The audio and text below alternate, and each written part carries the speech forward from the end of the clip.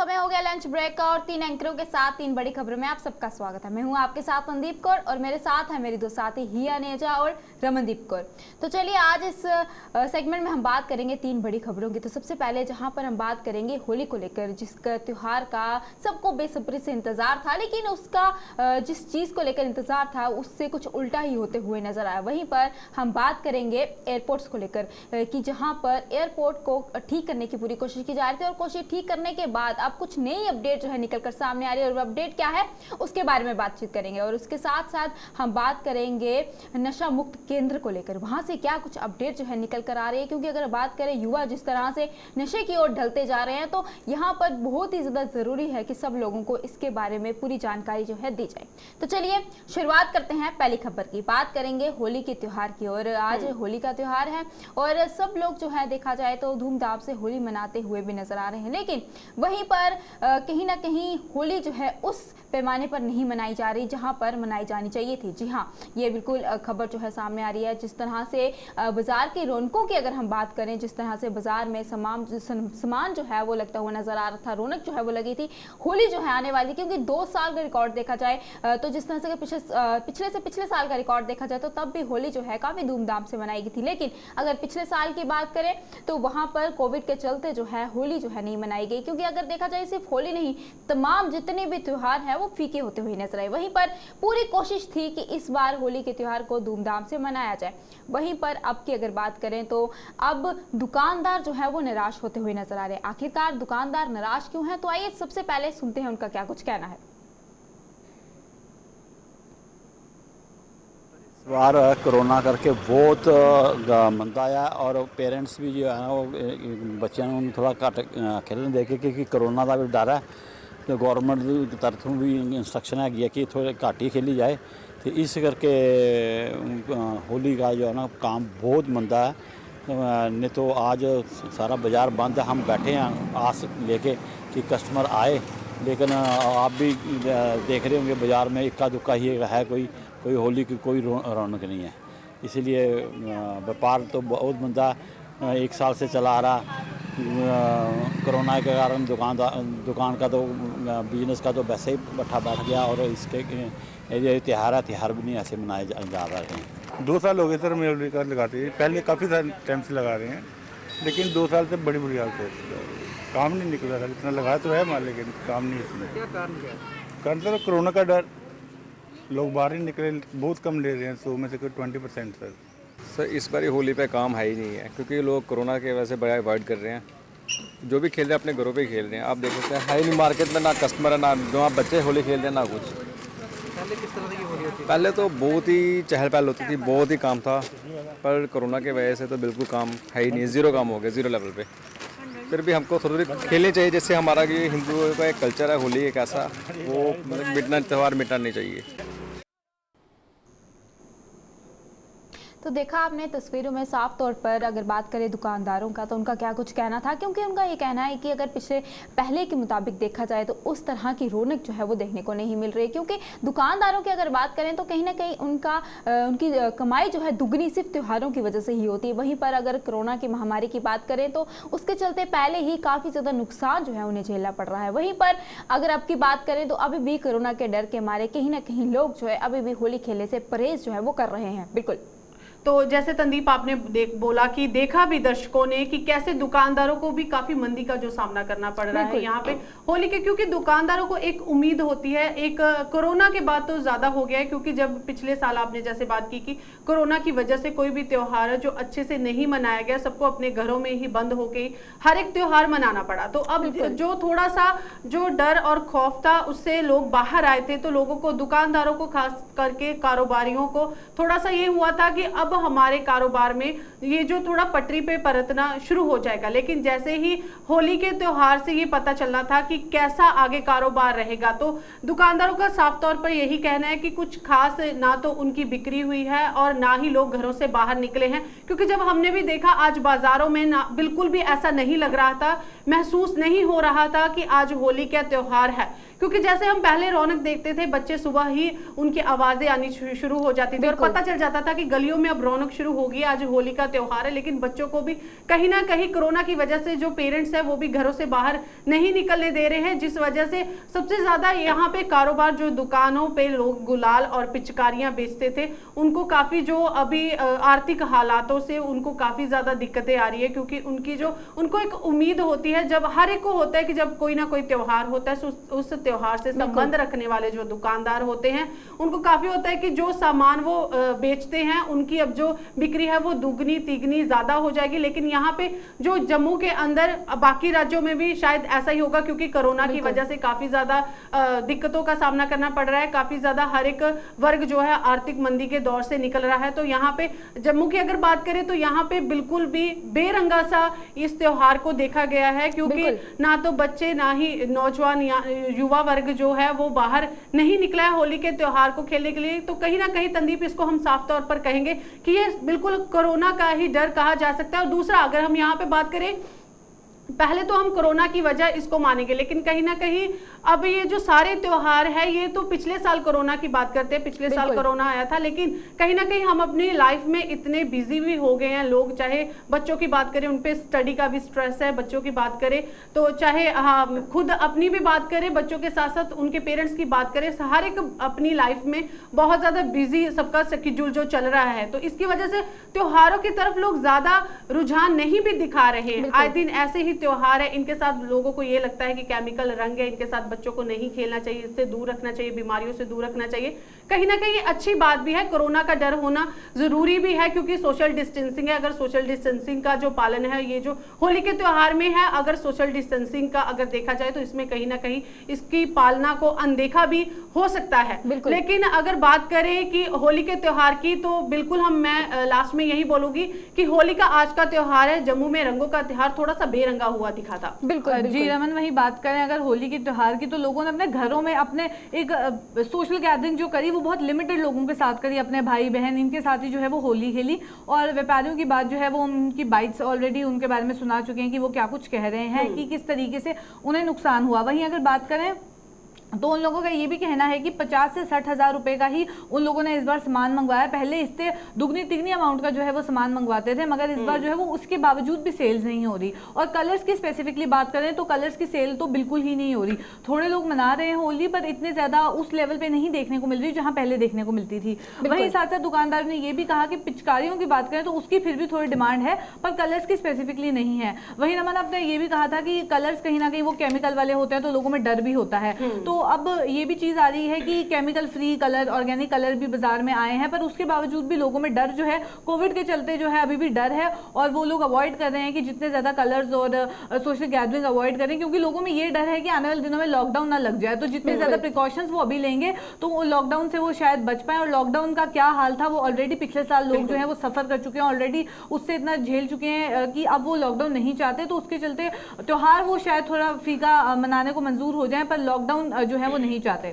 बिल्कुल यहीं पर जिस तरह से ही आप कह रहे हैं कि लॉकडाउन जो है लोग नहीं चाहते, इसको लेकर काफ़ी ज़्यादा परहेज जो है वहाँ पर किया जा रही है। लेकिन कहीं ना कहीं देखा जाए तो पूरे अगर एक साल की बात करें तो कोई भी त्यौहार जो है अच्छे से नहीं मनाया गया, तो कहीं ना कहीं इसमें बहुत ही ज़्यादा ज़रूरी थी कि आप प्रिकॉशंस का इस्तेमाल भी करें और त्यौहार को उस तरह से मनाएं जिस तरह से पहले मनाया जाता है। क्योंकि जब तक आप किसी चीज़ से लड़ेंगे नहीं तो तब तक आप आगे नहीं बढ़ सकते। तो यहाँ पर हर चीज़ से लड़ना है तो कहीं ना कहीं बहुत ही ज़्यादा ज़रूरी है कि आप प्रिकॉशंस का पालन करें, लेकिन त्यौहार को उस तरह से मनाएं जिस तरह से पहले जो है मनाया जाता था। बिल्कुल। अब अगली खबर को रुख करते हैं और जम्मू एयरपोर्ट की बात कर रहे थे कि जम्मू एयरपोर्ट में जो अब है नाइट फ्लाइट्स, नाइट में भी लैंडिंग होगी फ्लाइट्स की, रात को भी फ्लाइट्स जो है वो उतरेंगी। और इसके लिए पूरा तैयारियां जो है वो अच्छे तरीके से चल रही हैं। ट्रायल जो है कुछ दिनों पहले इसका स्टार्ट किया गया था, ट्रायल सक्सेसफुल लगा, तो अब पूरा काम इस पे चल रहा है। 31 मई से जो है ये स्टार्ट हो जाएगा। जितना काम अभी मैं बता दूं कि 93% काम जो है वो हो गया है, और जितना काम पेंडिंग है तो अंदाजा यही लगाया जा रहा है कि आने वाले महीना जो है उसमें ये काम कंप्लीट हो जाएगा। और ये सारा जो काम है वो एयरपोर्ट अथॉरिटी ऑफ इंडिया के अंडर सारा काम है। 93% काम जो है वो पूरा हो गया है। 200 फीट की एयर स्ट्रिप और अर्थ फिलिंग का काम जो है वो चल रहा है। अर्थ फिलिंग का काम हालांकि अभी रहता है, उसका काम जो है वो आने वाले 1 महीने में पूरा हो जाएगा, जिसके लिए 2019 से काम चल रहा है। और इसकी प्रोजेक्ट कॉस्ट जो है वो 159 करोड़ रुपीज अभी तक तय की गई है। इतने अमाउंट जो है इसके लिए इस पे ओवरऑल डेवलपमेंट पे लगेगी। बढ़ेगी और ओवरऑल डेवलपमेंट भी की जा रही है। जम्मू एयरपोर्ट को भी अब अच्छा बनाया जा रहा है, इससे जो एयर ट्रैफिक है उस पर भी बहुत ज्यादा फर्क पड़ेगा और जो फैसिलिटीज है उन पे भी फर्क पड़ेगा। अब रात को भी जो है आप उड़ान जो है वो भर सकते हैं। जम्मू एयरपोर्ट की अभी की अगर लेंथ की बात करें तो 6700 फीट अभी की लेंथ है, उसको एक्सपैंड करके 8000 फीट जो है वो किया जा रहा है। और हम लोग भी आए दिन देखते हैं कि वहां पे किस तरीके से कंस्ट्रक्शन का काम चल रहा है। 2019 से काम जो है वो चल रहा है और अब कोशिशें की जा रही हैं कि 31 मई से नाइट लैंडिंग जो है वो भी स्टार्ट हो जाए। पर इसमें ये सब चीजें देखने वाली होंगी कि अब अगर नाइट में भी सर्विसेज स्टार्ट होंगी तो 24 घंटे जो है वो एयरपोर्ट को फंक्शन करना पड़ेगा, तो उसके लिए उन्हें स्टाफ भी ज्यादा चाहिए, लाइट्स जो है वो भी वहां पे लगेंगी, फैसिलिटीज उस हिसाब से होनी चाहिए। 24 घंटे काम करेंगे तो उतना ज्यादा बिजली का खर्चा होगा, पानी का खर्चा होगा और जितनी भी फैसिलिटीज होंगी वो सब भी उन्हें उस अकॉर्डिंग देनी पड़ेगी। बिल्कुल, यहाँ पर ये बात आपने बहुत ही बड़ी खुशखबरी हम कह सकते हैं वो सुनाई है, जहाँ पर कहीं ना कहीं अब सहूलियत जो है वो मिल सकती है। क्योंकि देखा जाए तो अभी काम चल रहा था और अभी कुछ समय के लिए जो है फ्लाइट्स का समय जो है वो बदल दिया गया था कि इस वक्त जो है फ्लाइट्स लैंड किया करेंगे और इस वक्त जो है उड़ान भी बढ़ा करेंगे। वहीं पर जो अब नई अपडेट सामने आ रही है कि रात के समय में अब उड़ान जो है बढ़ सकते हैं। अगर हम कह सकते हैं कि स्मार्ट सिटी की ओर जहाँ पर तब्दील करने की पूरी कोशिश की जा रही है, तो ये कहीं ना कहीं एक अच्छा स्टेप जो है वो सामने आ रहा है। वहीं पर अगर बात करें हिया, जिस तरह से आपने पूरी डिटेल जो है वो बताई, जिस तरह से 31 मई की बात करें तो तब से जो है हो सकता है कि शुरुआत जो है इसकी हो जाए। वहीं पर देखा जाए तो अक्सर कोई इमरजेंसी पड़ जाए या कहीं पर भी लोगों को अक्सर रात के समय जो है बाय रोड ही ट्रैवल करना पड़ता था या फिर ट्रेन के जरिए जाना पड़ता था, तो काफ़ी ज़्यादा मुश्किलों का सामना जो है लोगों को होती थी, काफ़ी दिक्कतें होती थी। तो यहाँ पर एक खुशखबरी हम कह सकते हैं वो सामने आ रही है। अब आप किसी भी वक्त कहीं पर भी आ जा सकते हैं, वो भी उड़ान जो है आप भर सकते हैं, वो भी रात के समय। बिल्कुल जी, एक और बात जो है वो मैं यहाँ कहना चाहूँगी कि इंस्ट्रूमेंट लैंडिंग सिस्टम जो है ये सब होना चाहिए, इसमें ये इक्विपमेंट्स जो है वो होने चाहिए ताकि नाइट लैंडिंग जो है वो आराम से करवाई जा सके, क्योंकि रात को कहीं ना कहीं खतरा थोड़ा ज्यादा होता है, तो इसके लिए प्रॉपर इक्विपमेंट्स की बहुत ज्यादा जरूरत होती है। तो अगर बात करें, ये जम्मू एयरपोर्ट में इंस्टॉल कर दिया गया है और जहां मैं अर्थ फिलिंग की बात करी थी तो जिसका काम अभी रुका हुआ है उसके लिए भी 59 एकड़ लैंड जो है इसको ले लिया गया है। अब इस पे भी काम जो है वो आने वाले दिनों में शुरू होगा। बिल्कुल बिल्कुल, जैसे ही आपने फैक्ट्स एंड फिगर्स सारे जो हमारे दर्शकों को बता दिए हैं, तो बात करें अगर नाइट लैंडिंग की तो ये एक अच्छा जो डिसीजन है वो लिया गया है कि अब रात को जो भी फ्लाइट्स है वो यहाँ से जम्मू से रवाना होंगी और यहाँ पे लैंड भी हो सकती है। इससे बिल्कुल आपने फैसिलिटी की बात की है, फैकल्टी की बात की है। इसमें सबसे ज्यादा लाइट सिस्टम का अगर देखा जाए, क्योंकि दिन का जो रोशनी में काम कुछ अलग होता है और रात के लिए जो प्रबंध है वो डिफरेंट करने पड़ते हैं, तो यहाँ पे बिल्कुल रहेगा। ये तो सब कुछ जो प्रबंधन है वहाँ के जो प्रशासन है, ये सब कुछ एक सोच समझ के ही उन्होंने ये पूरा तैयार किया होगा। और इससे क्या है, इससे बाहर के राज्यों के साथ जो है वो बिजनेस के भी वो बिल्कुल नए चांसेस बनेंगे, क्योंकि बिल्कुल जो लोग हैं, जो बिजनेसमैन होते हैं, वो ज्यादातर जो सफर है वो रात को ही तय करते हैं, क्योंकि दिन में काम का इतना ज्यादा स्ट्रेस और प्रेशर होता है, तो उनको ये होता है कि जितना सफर हो सके रात को तय कर लिया जाए। तो इससे क्या होगा कि कहीं ना कहीं हमारे यहाँ पे बिजनेस में भी बढ़ोतरी होगी। और दूसरी अगर बात करें तो जम्मू एयरपोर्ट की बात करें तो यहाँ पे लगातार जो इसमें सुधार किए जा रहे हैं, जैसे अब नाइट लैंडिंग की बात करें तो आगे कहीं ना कहीं हिया और तंदीप, मुझे लगता है कि आने वाले दिनों में जिस हिसाब से हमारा एयरपोर्ट और हमारा जम्मू जो स्मार्ट सिटी की ओर बढ़ रहा है, तो यहाँ पे इंटरनेशनल एयरपोर्ट बनने में भी कुछ ज्यादा वक्त नहीं लगेगा, क्योंकि लग रहा है जिस हिसाब से ये तैयारियां हो रही हैं, वहां पे जगह जो खाली करवाई गई है, वहां पे उनका जो दायरा है, एयरपोर्ट का दायरा है, उसको बढ़ा दिया गया है। वहां पे जो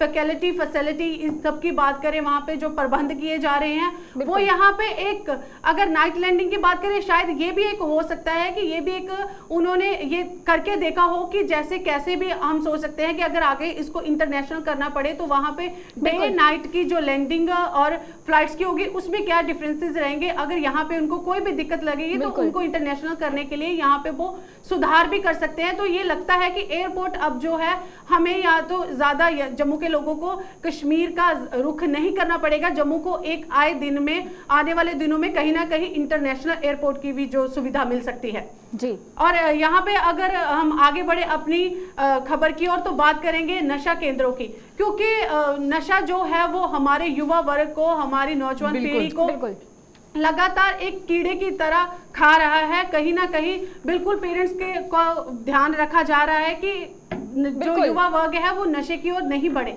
लेकिन कहीं ना ही जैसे बातें निकल के सामने आ रही है कि सीमावर्ती इलाकों से अगर बात करें, हमारे सरहद पार से नशा तस्करी की जा रही है, बच्चों को नशे का शिकार बनाया जा रहा है, अपने इकोनॉमी जो बढ़ाने के लिए युवा वर्ग को नशे की ओर धकेला जा रहा है। तो कहीं ना कहीं पेरेंट्स ये सोचते हैं कि हम अपने बच्चे की जो ये नशे की लत है इसको दूर कर सके।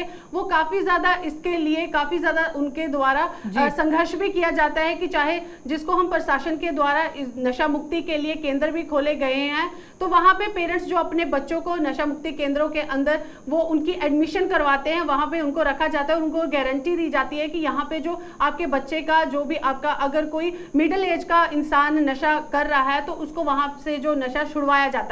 लेकिन यहाँ पे अगर बात करें नशा मुक्ति केंद्र की, तो मेन बात यह है कि वहां पे अब घर घर पे नशा मुक्ति केंद्रों के एक अड्डे टाइप उन्होंने अपनी जगह बना लिए। ना तो वहां उनका कोई पंजीकरण हुआ है और ना ही जैसे किसी भी नशा केंद्र की प्रशासन के द्वारा जो नशा केंद्र खोला जाता है तो उसमें क्या होता है, प्रॉपर स्टाफ की, प्रॉपर डॉक्टर्स की, सबको वहां पे जो फैसिलिटी जो वो होते हैं, पेशेंट्स होते हैं, उनको दी जाती है। लेकिन अगर हम बात करें बिना पंजीकरण के जो नशा मुक्ति केंद्र खोले गए हैं, वहां पे ना तो डॉक्टर्स है और ना ही वहां पे कोई स्टाफ है। वहां पे नशा छुड़वाने के लिए लोगों को रखा जाता है, लेकिन किस बिहाफ पे रखा जाता है, क्या उनको सुविधाएं दी जाती है? यहाँ अगर हम बात करें तो वहां पे उनको दवाइयां मुहैया करवाई जाती है।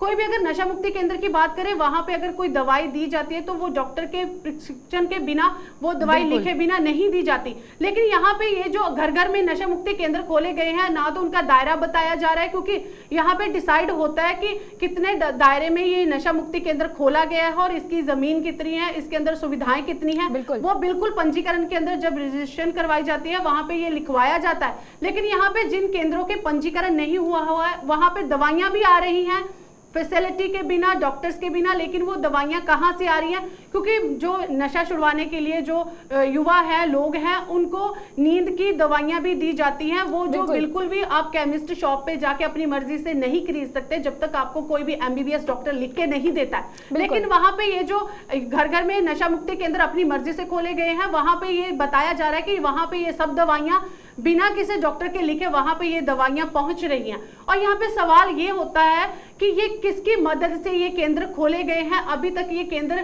किसी के निगाह में क्यों नहीं आए हैं? इनको बंद करने के लिए अभी तक कोई कदम क्यों नहीं उठाए गए हैं? अगर ये बात सामने आई है तो आगे क्या उठाए जाने वाले कदम रहेंगे? जी, वहीं अगर रमन बात करें, मैंने काफी साइकोलॉजिस्ट से बात करी, उन्होंने पर्सनली इन रिहेबिलिटेशन सेंटर्स में जाके देखा है, काफी रिहेबिलिटेशन सेंटर्स में जाके देखा है कि अगर एनवायरमेंट सही हो तो कहीं ना कहीं जो जिन्हें ड्रग्स की लत लगी होती है वो ये छोड़ भी सकते हैं, अगर एनवायरमेंट सही प्रोवाइड करवाया जाए। अब एनवायरमेंट किस तरीके से सही प्रोवाइड करवाया जाएगा ये तो गवर्नमेंट को नजर रखनी है। पर अगर जम्मू कश्मीर की बात करें तो इतने ज्यादा यहाँ पे, सिर्फ जम्मू कश्मीर की बात ना करें, जम्मू कश्मीर लद्दाख, इतने ज्यादा यहाँ पे नॉन रजिस्टर्ड ये रिहेबिलिटेशन सेंटर जो है वो खुले हुए हैं। अगर बात करें यहाँ पे 100 एक्स्ट्रा बिना रजिस्ट्रेशन के जो है वो खुले हुए हैं रिहेबिलिटेशन सेंटर्स, और एक रिहेबिलिटेशन सेंटर में 30 से 40 व्यक्तियों को ही रखने की इजाजत जो है वो मिली है। पर अगर बात करें यहाँ पे भी, अगर जम्मू कश्मीर के ग्राउंड पे अगर जाके देखें तो वहाँ 50 से 60 जो है उन्होंने पेशेंट्स रखे हुए हैं, वहाँ उस हिसाब की फैसिलिटीज वो प्रोवाइड नहीं करवा पा रहे। तो प्रशासन इन पे चेक क्यों नहीं करता? आए दिन जो है वो खबरें भी सामने आती हैं कि ड्रग्स के जो है वो केसेस सामने आ रहे हैं। ये या पिछले दिनों जो खबर आई थी रिहेबिलिटेशन सेंटर से 22 व्यक्ति थे, उसमें से 18 जो है वो भाग गए, एक व्यक्ति की मृत्यु हो गई, वो भी रजिस्टर्ड नहीं था। बहुत सारे, वो भी प्राइवेट एक था। यहाँ पे बहुत सारे ऐसे खुल गए हैं जो रजिस्टर्ड है ही नहीं। तो प्रशासन इनके ऊपर क्यों कार्रवाई नहीं कर रहा? अगर ड्रग्स की बात करें तो जितने ड्रग्स के तस्करों को पकड़ना इंपॉर्टेंट है, वहीं इन रिहेबिलिटेशन सेंटर्स पे भी नजर रखना इंपॉर्टेंट है, क्योंकि ड्रग्स को आप कंट्रोल तो है कर सकते हो, पर जो ऑलरेडी ले चुके हैं उनका किस तरीके से ट्रीटमेंट हो रहा है ये भी कहीं ना कहीं देखना बहुत ज्यादा जरूरी है। बिल्कुल हिया, यहाँ पर आप ये बात बिल्कुल सही कह रही हैं। वहीं पर देखा जाए जिस तरह से बिना पंजीकरण के जो अवैध रूप से ये नशा मुक्त केंद्र जो है चल रहे हैं, तो कहीं ना कहीं इनके ऊपर बिल्कुल जो है कार्रवाई करनी चाहिए। वहीं पर साथ ही साथ पेरेंट्स को भी चाहिए कि अपने बच्चों पर भी ध्यान रखें, ताकि हमें बच्चों को नशा मुक्त केंद्र तक पहुंचाने तक की नौबत जो है वो ना ही पड़े। तो तो चलिए उसके साथ अब समय आ गया अलविदा लेने का। तो आज के इस प्रोग्राम में हमने बात की 3 बड़ी खबरों को लेकर, जहां पर हमने सबसे पहले बात की कि होली को लेकर किस तरह से होली के रंग जो है वो फीके पड़ते हुए नजर आए। साथ ही साथ हमने बात की एयरपोर्ट को लेकर कि अब रात के समय में भी आप उड़ानें जो है भर सकते हैं। वहीं पर साथ में बात की नशा मुक्त केंद्र को लेकर कि किस तरह से अवैध रूप से नशा मुक्त केंद्र जो है वो चल रहे हैं। तो चलिए अब समय आ गया अलविदा लेने का, आपसे फिर मुलाकात होगी, तब तक के लिए आप हमें दीजिए इजाजत। नमस्कार।